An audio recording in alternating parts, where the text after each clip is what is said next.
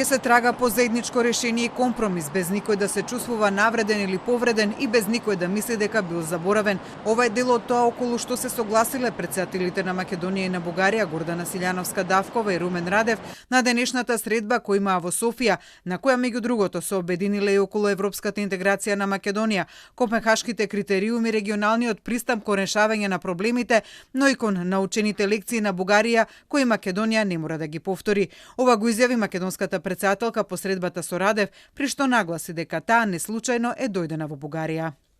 Убедена сум после денешниот разговор во една дебатна, пријатна атмосфера, дека ќе вроди со плод. Не можам да кажам дека утре ќе се случи тоа, но важно е да почнете. Македонската претседателка малку откри кои се конкретните теми за кои разговарале двајцата шефови на држави, но беше децидна дека со Радев не разговарале за одложена примена на уставните измени, на што инсистира македонската влада за тие измени да се случат. Не, денеска не разговаравме ние за конкретни прашања. Она што па го откри Силјановска-Давкова дека било тема на разговори е впишувањето на бугарите во македонскиот устав.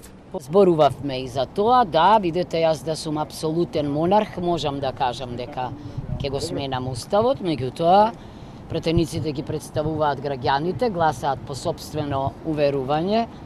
Јас не можам да ја суспендирам парламентарната демократија, но се разбира дека разговаравме за сите прашања. Иако секој од двајцата шефови на држави ги застапувале националните интереси на својата земја, како што рече Силјановска-Давкова, факт е дека диалогот е клучното решение. И бугарскиот претседател е на став дека диалогот е единствениот начин да се најде решение за најситните отворени проблеми меѓу двете земји, но со нагласување дека тие треба да се решаваат врз основа на договорот за добрососедство, подпишаните протоколи и заклучоците од Европскиот совет од 2022 година, за да може да се продолжи европскиот пат на земјава. Раде во изјавата која даде пред средбата со Силјановска-Давкова за тој диалог да продолжи побара македонската влада да го смени однесувањето, но и да ги исполни преземените обврски со билатералните договори со Бугарија, но и на Унија со Европската Унија. Вие знаете много добре, че Република Северна Македонија все още не е излязла, правителството специално не е напуснало предизборната риторика.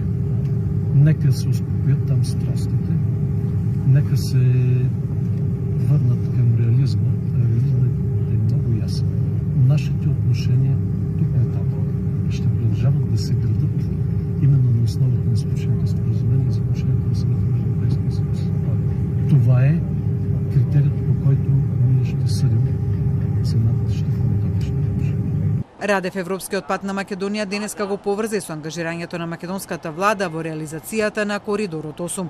Македонската претседателка по средбата со Радев информираше дека очекува негова посета на Македонија, за која не утврдиле датум, но утврдиле околу што би можело да се случи.